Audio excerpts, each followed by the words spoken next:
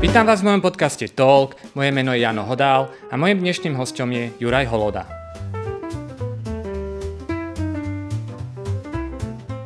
Ahoj Juraj. Ahoj Janko, zdravím ťa. Ďakujem ti, že si prišiel, viem, že si v podstate pred chvíľku prišiel z Košic, kde ste včera hrali ples, aj ste tam prespali, pochopiteľne, tak si to o to viac vážim. Ty si hudobník, inštrumentalista, spevák, skladateľ, aranžér, hráš na niekoľko hudobných nástrojov, najmä teda gitara, klavír, čo ja viem, možno aj na iné to nám povieš. A najmä o hudbe sa dnes budeme rozprávať.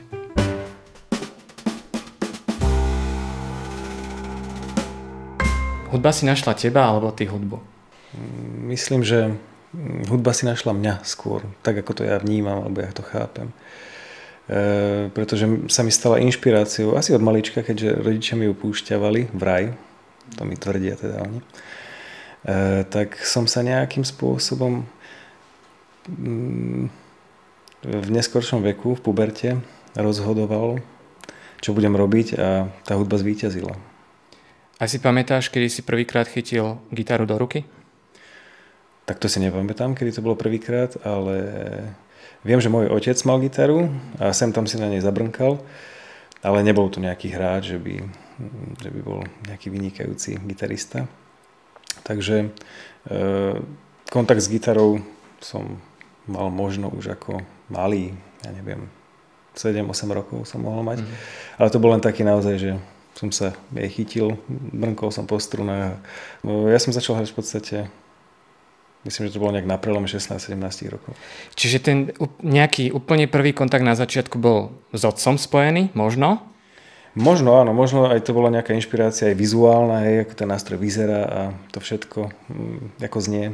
No a tie možno trošku neskoršie začiatky, povedzme o tých 17 rokoch, kto pri tebe stál, kto ťa motivoval, formoval, kto bol napríklad tvoj prvým učiteľom alebo učiteľkou? No, čo sa týka gitary, tak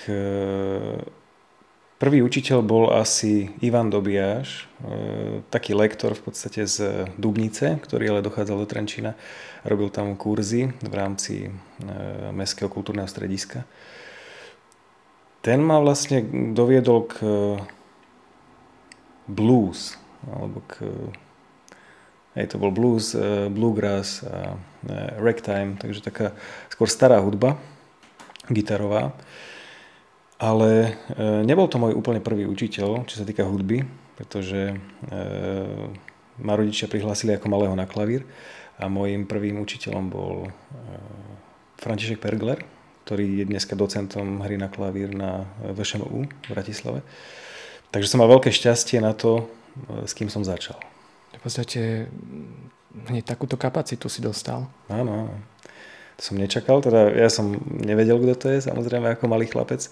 Ja som len vedel, alebo cítil som, že ten človek je veľmi ľudský a veľmi sa mi páčil jeho prístup aj jeho práca vlastne. Takže klavír bol skôr ako gitara. Áno. Klavír bol prvým nástrojom. Čo bola tvoja prvá kapela? Prvú kapelu som mal, myslím, na strednej škole, keď som sa pripojil vlastne k už fungujúcej kapele, ktorá sa volala Destiny v tom čase, a kde boli väčšinou, ktorú založili teda chalani o ročník starší, a nejakú dobu fungovali v podstate. Ja som ich chodil obdivovať do skúšobne a vlastne vtedy vznikla taká túžba potom znova ako hrať na gitaru. Nie, že znova, lebo ja som nikdy nehral predtým, ale po tej gitare, pretože celý čas som chodil na klavír v podstate, venoval som sa klavíru. Už to bolo také, že ten záujem o tú hudbu upadal, ale táto formácia vlastne vo mne zase vzbudila tú túžbu po tej hudbe a vtedy ma tá gitara vlastne fascinovala a natoľko, že som si ju prijal a rodičia mi potom to prianie splnili. No. Takže som mohol fungovať v rámci tejto kapely. A keď si sa dostal do tej partie, teda tej rozbehnutej na tom gymnáziu, asi to bolo, lebo viem, že si chodil na gymnázium predtým, tak aký žáner ste hrali? Niečo také ako pop rock by sa dalo nazvať.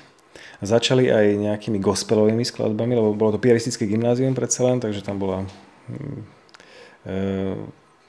nechcem povedať, že kresťanská výchova, ale nieslo sa celé to vlastne vyučovanie aj v takom duchu. Takže tam bol tento vplyv a ako som povedal, ten pop rock asi bol tým prvým žánrom, ktorý som s nimi hral. A v tom čase, alebo v tom momente, ak si s nimi začal hrať, tak si nejak hovoril, že chceš robiť v živote hudbu? Že ťa to bude živiť? Nie, to bola čistá vášeň k tej hudbe, alebo čistá inšpirácia naozaj tou hudbou. Čiže v tej dobe som vôbec nepremýšľal nad tým, že čo bude ďalej.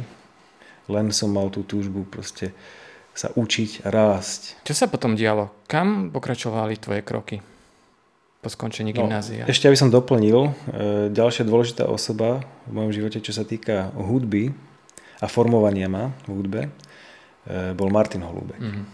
Pretože ja som začal chodiť do zboru speváckeho, ktorý on vedie na piaristickom gymnáziu dodnes. Volá sa Piarissimo, tento zbor. A ja som sa stal v podstate prvým korepetítorom, keďže dovtedy korepetoval on na koncertoch aj na skúškach. Takže on bol vlastne prvým človekom, ktorý mi ukázal iný prístup na tom klavíri. Hej? Lebo ja som dovtedy chodil do Zušky normálne, ešte k ďalším učiteľom potom, okrem pána Perglera. Takže on mi ukázal vlastne, že ja sa nemusím držať nôt. Ja môžem proste improvizovať. Ja môžem hrať na ten klavír trošku s voľnejším prístupom. Takže ma naučil vlastne hrať podľa akordov. Hej, že tu máš takýto akord, no a to si takto chytíš a vybavené. Čiže toto bol ďalší veľký zlom v podstate v tej mojej, akoby, dá sa povedať, hudobnej kariére, alebo v tom mojom hudobnom profesnom živote, že tam som tiež vlastne si uvedomil, akú veľkú hodnotu tá hudba pre mňa má a ako veľmi ma akoby tým životom v tom živote vedie. Hej, že bola pre mňa takou inšpiráciou, že som si začal uvedomovať cez tú hudbu vzťahy aj okolo seba. Takže som naozaj vtedy nadobudol presvedčenie, že chcem sa jej ďalej venovať.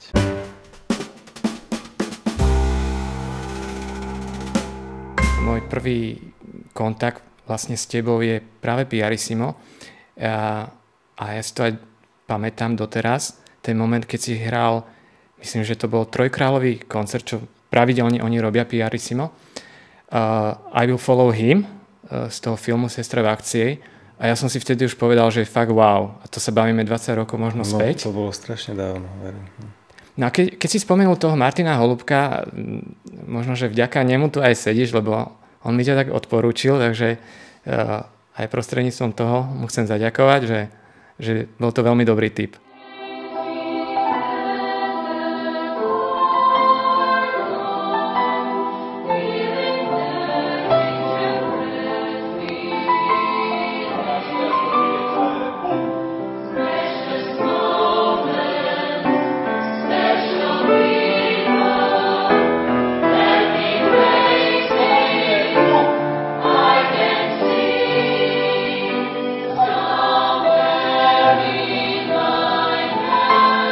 No a potom kam pokračovali tvoje hudobné kroky?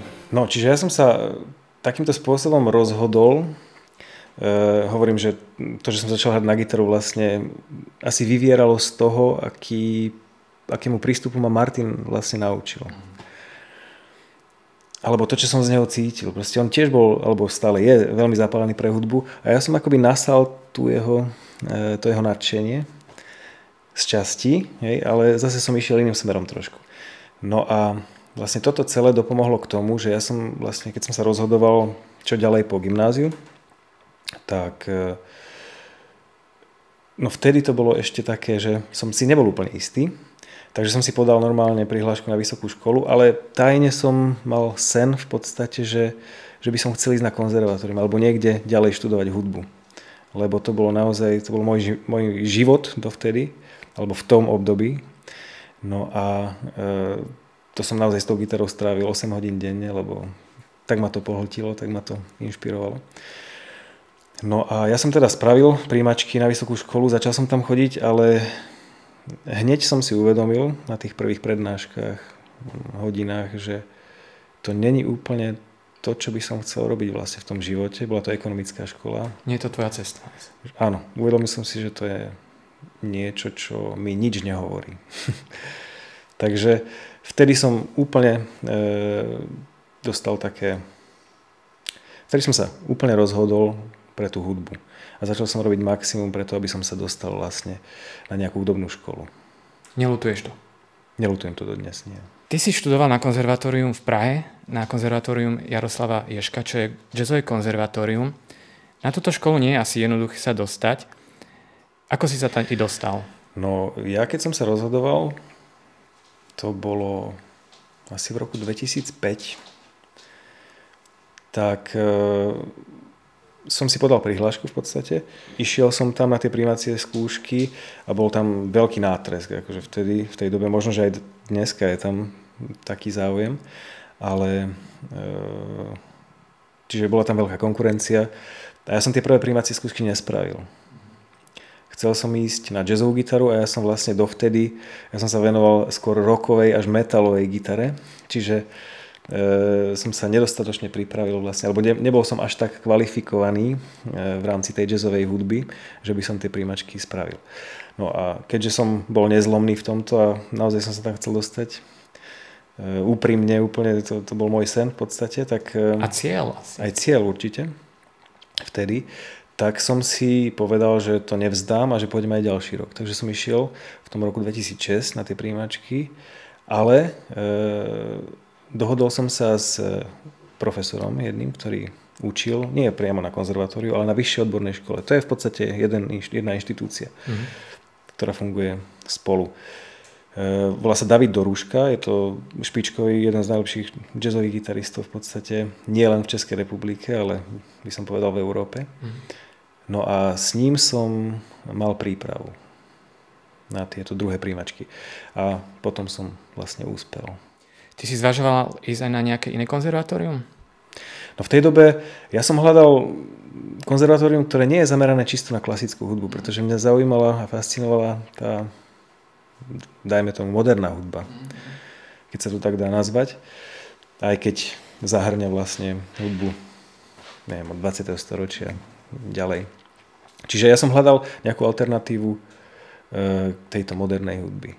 A jediná škola v tej dobe bola v Prahe. A to bolo konzervatórium Jaroslava Ježka, čiže... Takže na druhý pokus ťa vzali. Áno, áno. No, už si na tej škole, v podstate prijatý. Ako to tam celé prebiehalo? Bol to veľký rozdiel? Ako možno si mal nejaké informácie z iných konzervatórií, napríklad na Slovensku? Alebo... Nemal som popravde nejaké informácie o iných školách, že ako to tam funguje. Pretože som si nerobil nejaký výskum vtedy. Vtedy mi záležalo na tom, že chcel by som študovať modernú hudbu, teda jazzovú, tam je aj rocková gitara. A tá Praha to vlastne ponúka. A tá Praha to vtedy ponúkala, čiže to bola moja jediná alternatíva, jediná možnosť a za tým som išiel v podstate. Čiže nemal som iné informácie a vlastne splnil som si svoj sen tým, že som sa tam dostal. A bolo to v tej dobe úplne pre mňa to najlepšie, čo sa mi mohlo stať. Čo ťa v rámci toho štúdia na konzervatórium v Prahe najviac bavilo? Že asi tá gitara, pochopiteľne, ale okrem toho, čo si tam mal ešte rád? A možno, čo si nemal rád? No prvý rok som bol úplne v extáze, v nadšení, že som tam. Hej, som v inom prostredí, odišiel som z toho rodného mesta, ťažko povedať, z Trenčína, ktoré nie je mojim rodným mestom, ale prežil som v ňom najväčší kus života. Takže odišiel som z toho mesta, od rodičov trošku ďalej, takže som bol v podstate v takomto nadšení z toho celého. A kopu vecí som si ani vlastne neuvedomoval. Len som sa zoznamoval s tým prostredím na začiatku, objavoval možnosti, ako to tam funguje vlastne celé a tak ďalej. To vlastne, čo mi to prinášalo, som začal vnímať až neskôr. Aj postupom času počas toho štúdia. No a uvedomil som si, že to najpodstatnejšie a to najlepšie vlastne na tej škole, A to nemusí byť len konzervatórium Jaroslava Ježka, ale celkovo, čo sa týka školy. Je to prostredie. Stretli sa tam vlastne študenti z Čiech a zo Slovenska, čiže z veľkého územia v podstate. Veľká komunita ľudí. Áno, veľká komunita ľudí. Každý si prinášal tie svoje inšpirácie, každý si priniesol tie svoje postoje, pohľady, prístupy k tej hudbe. Takže toto bolo to najobohacujúcejšie, že som mohol vlastne sa konfrontovať s tými ďalšími študentmi, interagovať s nimi, mohli sme si spolu zahrať, mohol som sa od nich učiť. Učitelia tam boli skvelí, samozrejme to nemôžem povedať, že nie, ale najviac som sa naučil od tých študentov ďalších, ktorí tam Zaujímavé. boli so mnou. Ty si absolvoval aj nejaké stáže v zahraničí, a síce viem, že v Brazílii, možno aj niekde inde to povieš, ale prečo práve Brazília, čím ťa zaujala? No, keďže som bol na tej jazzovej gitare, tak jazzoví gitaristi majú taký, sa volá, že fake book. To je vlastne zbierka nejakých jazzových štandardov, to znamená nejakých piesní, známych piesní, ktoré vznikali od začiatku, kedy sa jazz vyvíjal, čiže od tej starej éry 20. rokov ďalej. No a medzi týmito štandardmi sa nachádzajú aj brazílske skladby, bossanovy väčšinou, ktoré sú súčasťou týchto zbierok vlastne, a ktoré normálne aj v Severnej Amerike vlastne sa vyučujú na školách. A keďže tá bossanova je vlastne takým spojením jazzovej hudby, čiže tej Severnej Ameriky s tou Južnou Amerikou, v tej Brazílii vlastne bola samba predtým a pred sambou ešte bolo šoro, hej, ďalší žáner, tak mňa veľmi zaujal vlastne ten rytmický princíp tej bossanovy. Tak som začal cestu bossanovu pátrať ďalej k tým koreňom tej brazilskej hudby. A to ma vlastne doviedlo k tomu, že som si povedal, že musím vycestovať priamo do tej krajiny, aby som pochopil to cítenie. A navnímal tú kultúru. Presne tak. Inak to si asi musel mať v sebe, lebo naučiť sa hrať takéto latinskoamerické rytmy alebo jazzovú muziku, to dá sa to možno vydrieť, ale na tej hre to jednoducho počuť a ty si asi to nadanie mal. Ten talent v podstate. Ja neviem. Ten dar. Ťažko hodnotiť akože talent, lebo to je taká relatívna vec, ktorá je závislá od rôznych vecí, vplyvov. Čiže ja vôbec neviem o sebe povedať, či mám talent alebo nemám talent. Ja proste robím najlepšie to, čo viem, alebo snažím sa stále zdokonalovať v nejakých činnostiach, ktoré ma naplňajú. To je tá hudba, hej. To sú tie nástroje, na ktoré sa dá hrať a ktorými sa dá vyjadrovať vlastne ten vnútorný svet, ten pocit, ktorý mám, napríklad ja, alebo iný interpret, hráč. No a ten špecifický vlastne, to špecifické cítenie každého toho regiónu vo svete, to je niečo, čo ma vždycky zaujímalo. Alebo čo ma začalo zaujímať vlastne skrze to štúdium v Prahe, tej jazzovej hudby, tej brazilskej hudby potom neskôr, tak ma začali zaujímať vlastne tie špecifické cítenia rôznych kultúr. Pretože každá prináša vlastne niečo špeciálne, niečo svojské veľmi, niečo osobité do tej hudby. A to je vlastne to, čo som chcel akoby pochopiť. Pretože ako náhle človek pochopí tieto veci, tie vzťahy, vlastne rytmické vzťahy v tej hudbe, tak dokáže vlastne sa rozprávať tým jazykom hoci kde ide po tom svete.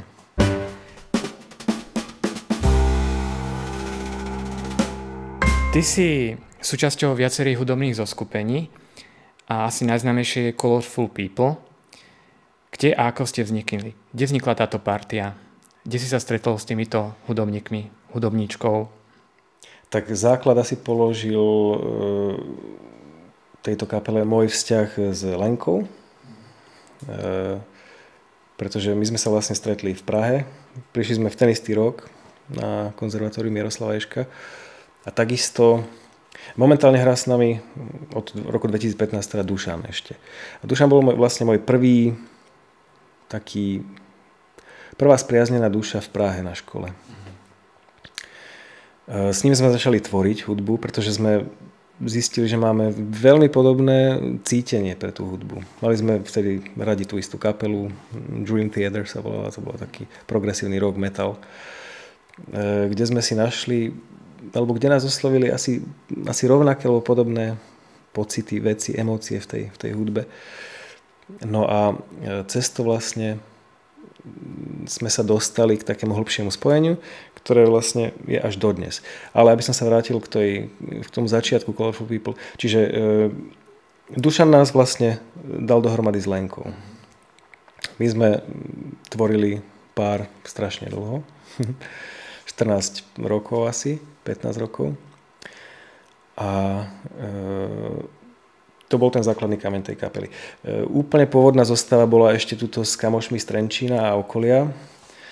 5-členná, taká klasická, že bicie, basa.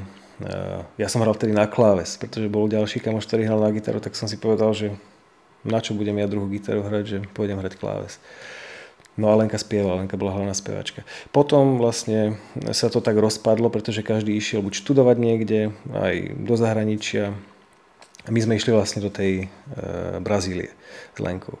Takže to chvíľku nefungovalo, ale potom v návrate z tej Brazílie sme to akoby obnovili, ale fungovali sme ako dvojica iba v tej dobe. A hrali sme dosť tú brazílskú hudbu, pretože sme boli tým absolútne nasiaknutí a inšpirovaní, až preinšpirovaní.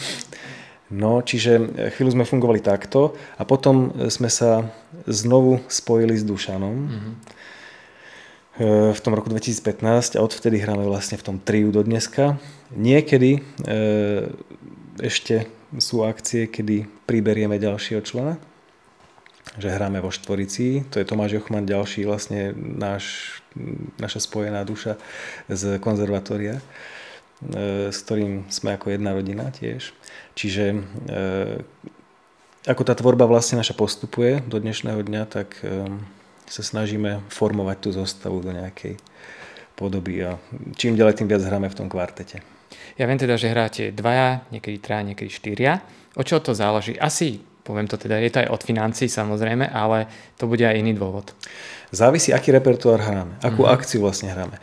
Niekedy, keď nás oslavila brazílska ambasáda, že bude 100. výročie diplomatických vzťahov medzi Československom bývalým a Brazíliou, že či by sme nechceli vystúpiť, tak sme vystúpali vo dvojici, pretože s Lenkou máme vlastne vytvorený brazílsky repertoár, alebo taký latinskoamerický repertoár, ktorý je vhodný vlastne na takýto typ akcie. Takže naozaj to záleží od toho, aký koncert hráme, akú tvorbu vlastne hráme. Či hráme vlastnú tvorbu, alebo hráme ja neviem, nejaký firemný večierok, kde chcú ľudia počuť zase niečo iné, hej? Kde sa musíme prispôsobiť tomu organizátorovi alebo klientovi, dajme tomu. Takže od tohto to závisí. A kde najradšej hrávate? V kluby alebo nejaké eventy? To naozaj záleží od... Každá akcia je totiž iná. Každý event môže byť iný, hej? Že sú firemné večierky, kedy tí ľudia akoby nejavia absolútne záujem, že ich to nezaujíma tá hudba a máme pocit, že proste to je ako hrách na stenu hádzať, alebo že... Naozaj s týmto ste sa stretli už? Áno, aj taká akcia bola, že sme boli takí nešťastní, lebo sme nevedeli, že či hráme zle, že či to tých ľudí nebaví, alebo čo je vlastne za problém. Ale niekedy naozaj, keď hráte pre napríklad ajťákov, tak no nie každý má taký vzťah k hudbe napríklad a nie vždy tí ľudia chcú vlastne ako sa venovať tomu programu sprievodnému. Niekedy sa chcú len rozprávať, proste socializovať sa medzi sebou a oddychnúť si. Čiže to môže byť aj tento dôvod v podstate toho nezáujmu o tú živú hudbu, ale my si to tak niekedy príliš osobne zoberieme. Ale niektoré firemné akcie sú také, že zahráme prvý akord a okamžite sú ľudia na parkete. Takže to naozaj nedá sa to určiť, že ktorá akcia je lepšia. Ale samozrejme, že máme najradšej koncerty, kde ľudia prídu a počúvajú. Lebo hudba má znieť do ticha, nemá byť prerušovaná tým, že niekto tam si štrnga príborom a je pri tom a berie to ako nejaký podmas. To tam môže byť pustené CDčko. To mi príde také trošku dehonestujúce tých ľudí, ktorí sa snažia niečo tvoriť.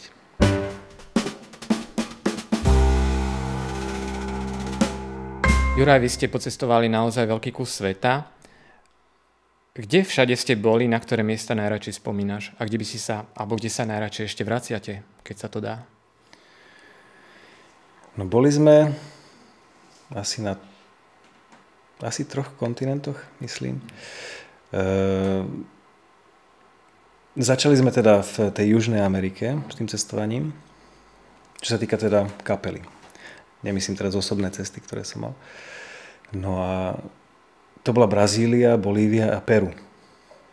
A v podstate vystupovali sme v Brazílii a v Peru. V Bolívii sme hľadali nejaké možnosti. To bolo také spojené vlastne s tým našim štúdiom, ktorý sme mali v Brazílii. A keď už sme vlastne boli v tej Južnej Amerike, tak sme si povedali, a prečo si ešte nespraviť výlet? Prečo si to nepredĺžiť a nepozrieť si aj niečo z prírodných krás tej Južnej Ameriky?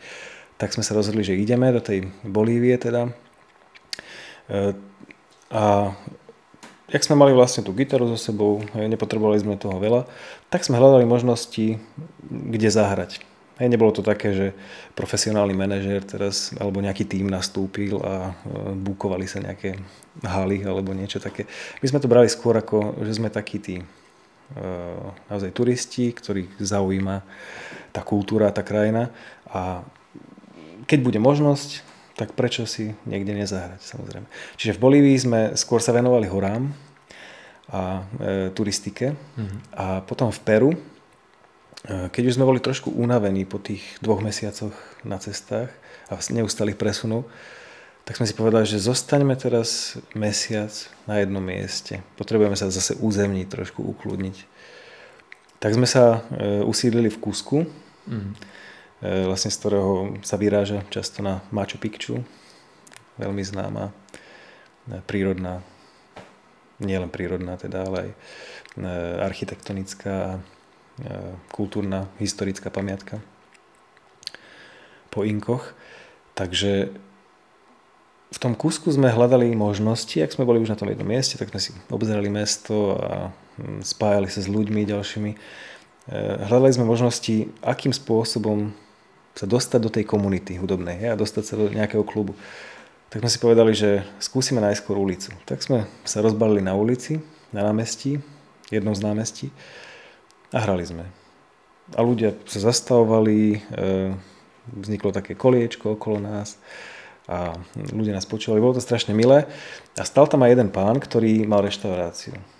Takže potom, ako sme dohrali, tak nás oslovil, že či by sme si nechceli náhodou zahrať u neho. Takže to bol vlastne taký prvý kontakt.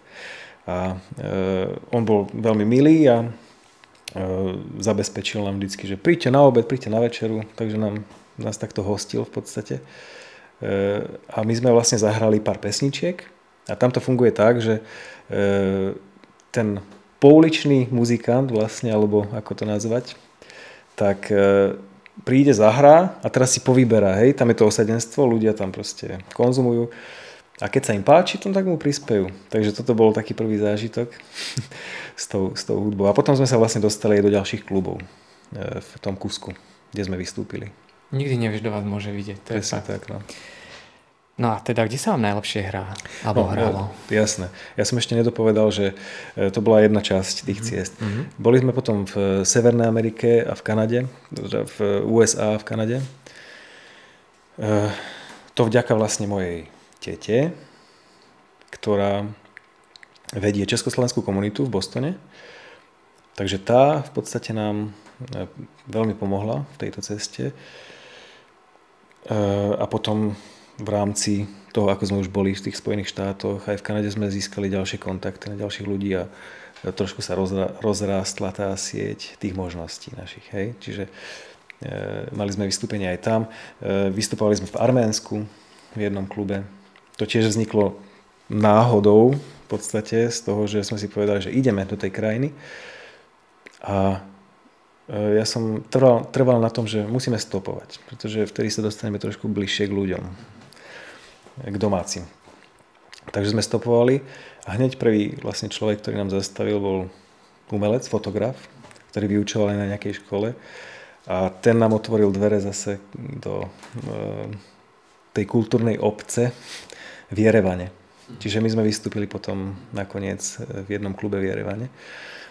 Takisto sme boli na jeseň roku 2023 v Ázii.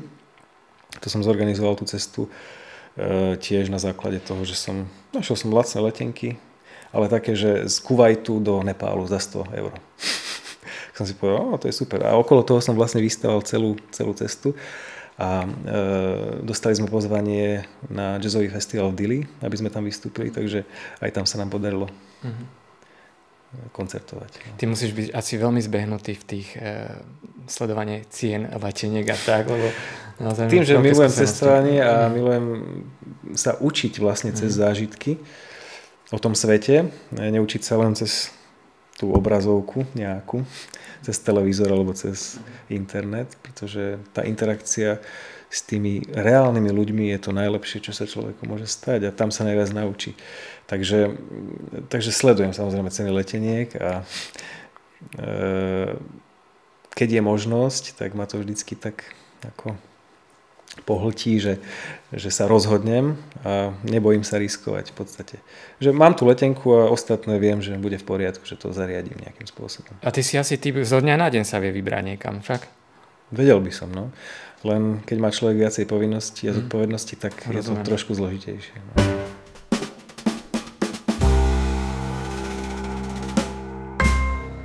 My sa ešte stále vlastne rozprávame o tej tvojej kapele Colorful People.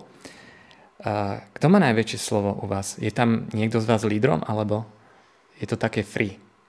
No, keďže ja som taký typ človeka, ktorý rád akoby naplňa tie svoje predstavy a keď mám nejakú predstavu, ku ktorej chcem sa čo najviac priblížiť, tak ju chcem realizovať. Čiže ja som sa možno tak trošku drzo pasoval do tej pozície toho lídra, ale ja nie som ten líder akoby na povrchu, na tom pódiu. Tam sú iní lídri, tam je Dušan Zlenkov v podstate, ktorí sú fantastickí vlastne v tej komunikácii s publikom a v tom predávaní tých emócií vlastne von.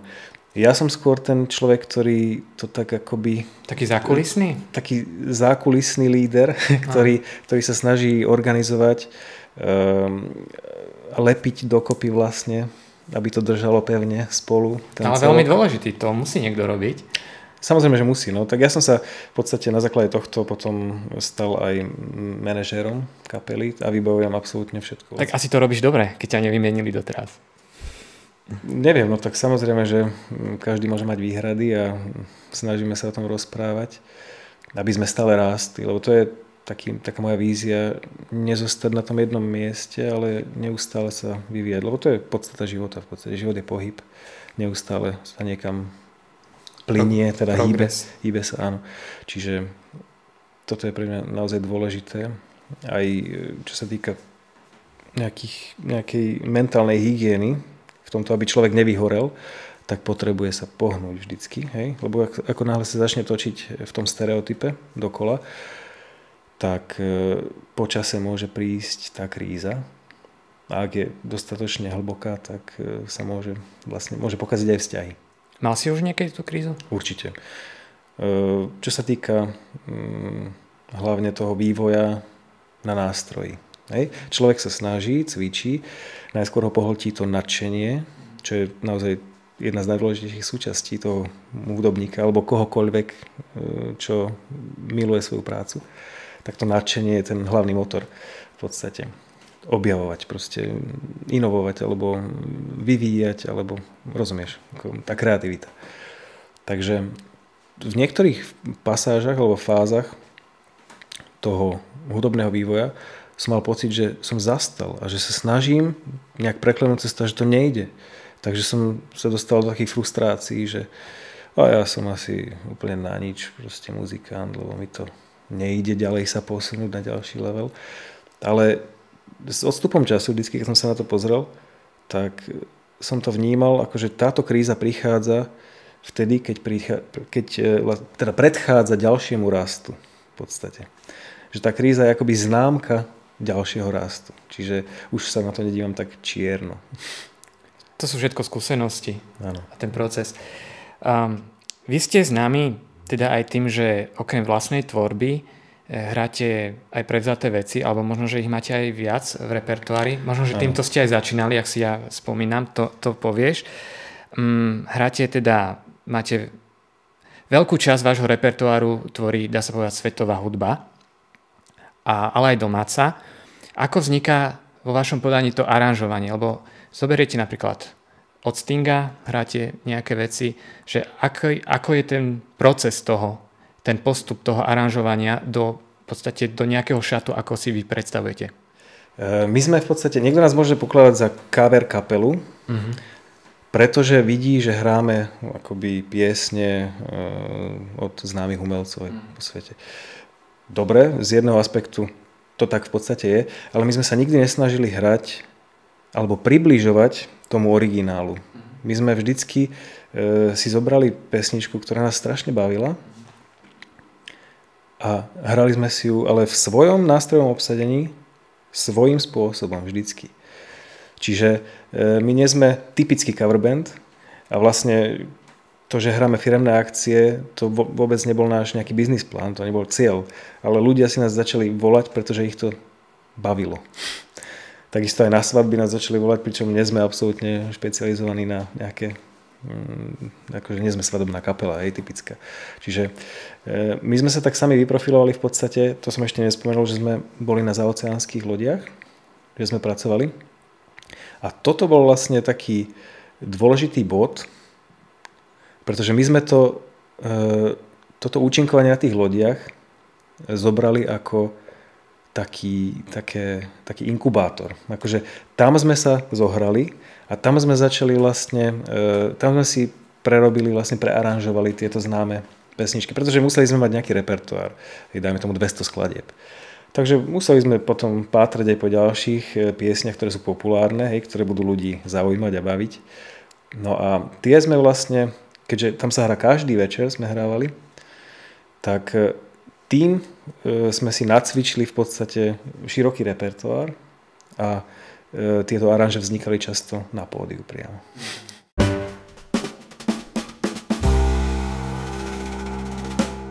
No poďme pomaly k tej lodi teda, že tam ste veľa času trávili. Pamätáš si na nejaký svoj prvý kontrakt, na ktorú loď si išiel? Asi ste išli cez nejakú agentúru? No prvý kontrakt bol pre spoločnosť TUI, nemecká. A boli sme na konkurze v Čechách, si pamätám. Myslím, že v Kopřivnici to bolo vtedy. Tam bol jeden pán, ktorý bol agentom pre túto spoločnosť v Českej republike a tam sme vlastne boli s Lenkou a ešte s jedným basgitaristom z Bratislavy. Martin Kapusník sa volá. Je celkom žiadaný a skvelý basgitarista a kontrabasista. Takže to bol môj prvý kontrakt a prvá skúsenosť, čiže normálne sme spravili konkurs, vybrali si nás. A išli ste na pár mesiacov asi hrať, potom ste nejaký čas boli doma, alebo ako to prebiehalo? Áno, toto bol 2,5-mesačný kontrakt, čo bolo také akurát obdobie, by som povedal. Pretože americké lode napríklad tie dávali 6-mesačné kontrakty, aspoň minimálne. No. To by sa ti zdalo veľa? To by bolo veľa. Vzhľadom na to, aký život tam je a ako som sa tam cítil, tak by to bolo príliš. Takže tých 2,5 mesiacov bolo akurát, si myslím. A mali sme to tak, že priemerne sme robili 2 kontrakty za rok. Čiže sme boli v tom roku doma zhruba tých 6 mesiacov. Takže pol roka na lodi, pol roka doma. Tak nejako to bolo. No tie lode, to neboli hociaké lode, to boli veľké luxusné výletné lode, to sú v podstate plávajúce mestá a takéto lode ponúkajú naozaj všetko možné. Vy ste tam teda išli najmä pracovať, ale asi tam boli niekedy aj voľné dni. Ako si ich trávil? No, u tejto spoločnosti sme nemali voľné dni, čiže sme hrali každý večer. Ale čo sa týka tých povolaní, aj ostatných na tej lodi, tak my sme to mali v podstate ako, no nechcem povedať najlepšie, ale čo sa týka toho pracovného času, tak sme to mali asi, boli sme jedni z najvýhodnejších povolaní. Čo sa týka celkových tých pracovných pozícií na tej lodi. pretože tam sa pracuje non-stop. Áno. A keď je tam nejaký umývač riadu, ktorý maká aspoň 10 hodín denne a musí tam byť 9 mesiacov, tak si neviem predstaviť, akože, čo sa musí v jeho psychike diať. Pretože to je naozaj veľmi ťažké. Tam nemá človek súkromie, pretože každý býva s niekým v tej kajute. Čiže nájsť tam nejaký kľud je veľmi ťažké. No a väčšina tých pracovníkov je z Ázie, z Filipín alebo z Indie, čo sme tam stretali. Takže to sú naozaj akože, si myslím, mentálne zdatní, silní ľudia, ktorí dokážu vlastne sa cez toto preniesť. A oni to robia vlastne kvôli tej svojej rodine. Väčšinou teda. Že vlastne posielajú tie peniaze domov. Even though it all went wrong, I stand before the Lord of Souls, and nothing on my tongue but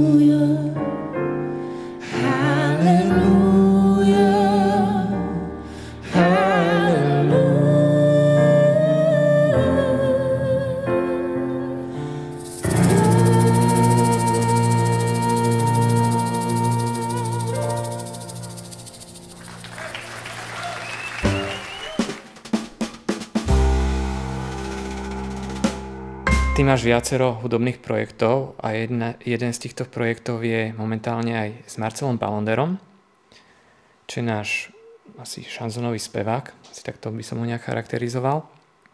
Ako došlo k tejto spolupráci? No s Marcelom som prišiel do kontaktu vďaka covidu.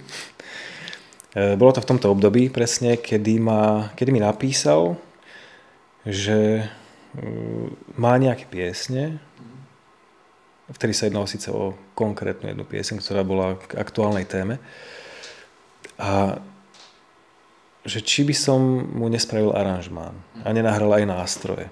Takže som si povedal, že samozrejme, určite. Bola to pre mňa česť, že ma vôbec oslovil, pretože ho pokladám za jedného z najlepších spevákov, alebo zo spevákov s najlepším hlasom. Tak tá kvalita jeho hlasu je naozaj unikátna. To je naozaj vysoká kvalita. Takže som rád zobral túto spoluprácu. Spravili sme spolu tú pieseň a tým sa vlastne začala éra ďalšej spolupráce. Ty si na tomto projekte s Marcelom Palanderom spolupracoval naozaj so slovenskou špičkou, a ako je Martin Valihora, Juraj Griglák, Michal Bugala, Eugen Vizvári. Jedná sa o pieseň, myslím, že Za oknami jar, áno, čomu ste urobili aj videoklip. Ako sa ti s nimi hralo? Samozrejme, že som mal veľký rešpekt. Nebolo to pre mňa... Nebola to bežná situácia, v ktorej sa ocitám, takže samozrejme, že som mal veľký rešpekt. Ale bolo krásne to, akým spôsobom oni ovládajú tie nástroje, akým spôsobom hudobne komunikujú, že vlastne tam netreba riešiť nič. Tam každý absolútne vie, čo má robiť. A vie tú úlohu, proste pozná tú estetiku toho zvuku, čiže vôbec netreba s nikým nič preberať, v podstate len počúvať a reagovať. Rysuje sa ti niečo ešte podobné s touto, povedzme, partiou? Neviem, uvidíme, ako to skôr by som sa nechal... Nedá sa to vylúčiť, áno? Nedá sa to vylúčiť určite, pretože mám také myšlienky, ale nechcem dopredu hovoriť, samozrejme, žiadne veci. Ako mám až keď to bude Pardon, mám tomu rozumieť, že ty môžeš byť ten iniciátor toho? Rozmýšľam niečo v tom duchu, áno. Ale samozrejme, že oni sú zaneprázdnení muzikanti, takže to absolútne rešpektujem a ja nerobím si zase príliš veľké ilúzie, ale veľmi rád by som ešte nadviazal spoluprácu, samozrejme. Mám niečo v hlave, ale hovorím, že nebudem predbiehať. To je tvojim hudobným vzorom? Pre mňa hudobné vzory sú ľudia, ktorí ma tým svojim hudobným jazykom, ale aj celkovo svojou osobnosťou absolútne vtiahnu. A ukazujú mi vlastne to krásno toho bytia. Toto sú pre mňa hudobné vzory. A nielen hudobné vzory, samozrejme. Čiže, ja neviem, keby som mal spomenúť, tak z africkej hudby alebo z Afriky pochádzajúci Richard Bona. Ten ma veľmi oslovil svojou tvorbou a svojím prístupom, svojim rytmickým cítením, svojou muzikalitou nekonečnou. Jacob Collier, samozrejme, z mladej generácie. Genius, absolútny. Z brazílskej hudby tam je strašne veľa ľudí, ktorých obdivujem. Je to naozaj, nedá sa povedať jedno meno, musel by som si spraviť zoznam ľudí, aby som ti to tu všetko vymenoval, lebo by som niekomu mohol krivdiť, alebo vieš, že niekoho by som nespomenul. Naozaj by som to nehodnotil ako konkrétne meno, ale ako ten prínos, ktorý vlastne ten človek dáva nielen mne, ale celému svetu v podstate skrz tú svoju tvorbu. Ja sa presuniem aj k inej vášni, možno je to vášeň, neviem tvoja. Ty hrávaš hokej, čo som sa mimochodom dozvedel nie tak dávno a celkom som bol prekvapený. Nebojíš sa, lebo predsa je to tvrdý šport, kontaktný šport, že napríklad keď spadne, že si zlomíš ruku alebo nohu, ale v tom prípade asi tá ruka by bol väčší problém. Ako si sa dostal k hokeju? A prečo práve hokej? No hokej nehrávam dlho. Začal som s ním po covide v podstate. Najskôr s hokejbalom, takže na suchu. Ale vždycky ma lákalo, keďže ako 6-ročný som chvíľku chodil na tréningy za Duklu Trenčín, tak ma vždycky lákalo sa nejakým spôsobom k tomu vrátiť aspoň. No určite teda rekreačne, lebo profesionálne to som premeškal príliš veľa. Takže jedného dňa som si povedal, že si kúpim výstroj, tak som si ju kúpil. To bol prvý krok. Ale potom mi zostávalo sa nejak dostať na ten ľad. Takže keďže chodím do fitka, ktoré má takú, ktoré je vlastne v rámci tréningovej haly, hokejovej, tak som sa každý deň tam díval vlastne na tú ľadovú plochu a hovoril som si, že musím to spraviť, musím si nájsť nejakú partiu. Až som sa odhodlal, od tých myšlienok som išiel konečne k činom a dostal som sa do jednej partie, najskôr úplne amatérskej, kde sa hralo na tie malinké bránky, bez brankárov a skoro aj bez výstroje v podstate, len korčule a nejaké chrániče na holene. No a cez tú partiu som sa zase dostal k ďalšej partii, ktorá už hrala samozrejme na vyššej úrovni s brankármi, tak ako to má byť, lebo som si hovoril, že keď už som takto na lade, tak by som rád už zažil a zahral si aj na brankára. Tak postupne sa to vlastne vyvinulo k tomu, že som začal hrať 3-krát týždenne v podstate na tom ľade. Čo je dosť? Celkom. To je dosť, no. Ale tak nevždy stíham toto, pretože sú ďalšie povinnosti, ktoré sú primárne. Je to nejaká tvoja aj psychohygiena? Určite. Tak ten šport pre mňa je strašne dôležitý práve vďaka tomuto, alebo kvôli tomuto, že sa môžem vyventilovať a hlavne telo potrebuje na správne fungovanie ten pohyb. Ty sa stal nedávnom otcom, máš 4-5 mesačnú dceru. Čom sa zmenil tvoj život? Ak sa zmenil? No zmenil sa, ale je to samozrejme nádherné byť s novým životom, novým stvorením. A samozrejme, že mení to človeka v tom zmysle, že zase prehodnocuje. Aj keď ja som ten typ človeka, ktorý musí byť aktívny. Mám to jednoducho tak prirodzene nastavené, že to telo mi samo hovorí, čo potrebuje a ja sa ho snažím počúvať. Čiže viem, že veľa ľudí sa snaží obmedzovať tie aktivity, aby vlastne nejako vykompenzovalo ten čas, aby som sa mohol venovať dieťaťu. To samozrejme, že akože sa snažím, ale snažím sa aj udržiavať vlastne to, aby som ja bol schopný niečo tomu dieťaťu dať, hej? Pretože pokiaľ človek, nechcem povedať vyhorí, alebo pokiaľ človek zdegraduje vlastne, že sa absolútne takým skokom zmení ten aktívny život na pasívny život a už len vlastne sa prispôsobuje novému životu, čo je prirodzené, je to v poriadku úplne, tak začne degradovať. Mám pocit, hej? Ja to tak vnímam. Čiže snažím sa stále zostávať aktívnym, aby som čo najdlhšie bol aktívnym aj v tej starostlivosti o to dieťa. Aby som stále mal tú energiu na to. Aby som potom neupadol do takej letargie, keď vlastne obmedzím fyzický pohyb a všetko, prestanem sa o seba akoby starať a všetko prispôsobím tomu dieťaťu, tak si myslím, že človek keď chradne, tak nemá takú energiu na to, aby mohol to dieťa správne viesť. Juraj, včera ste hrali v Košiciach. Kde budete hrať najbližšie? Najbližšie budeme hrať v Bratislave. Vystupujeme v rámci jednej relácie ako hudobný hosť. A potom máme ešte nejakú Prahu naplánovanú. A samozrejme, že potrebujeme dokončiť ešte album. Čiže si nechávame teraz vlastne február, marec možno, na to, aby sme donahrávali veci na tento album, ktorý chceme, aby tento rok vyšiel. A nahrávate na Slovensku, alebo?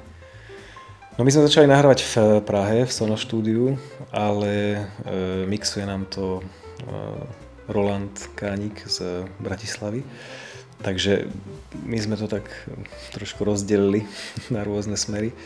Uvidíme, že kde ho donahrávame, ale bolo by ideálne, aby v rámci kompaktnosti zvuku, aby sme použili to isté štúdio, takže pravdepodobne v Prahe dokončíme. Juraj, s tebou by sa dalo naozaj veľmi dlho rozprávať o zaujímavých zážitkoch tvojich. Máš veľmi zaujímavý pestrý život, tak ako hudba, ktorú hráš. Ja ti veľmi ďakujem, že si našiel čas a že si prišiel do tohto podcastu. Ja ti ďakujem za pozvanie. Za maličko. Mojím dnešným hosťom bol Juraj Holoda.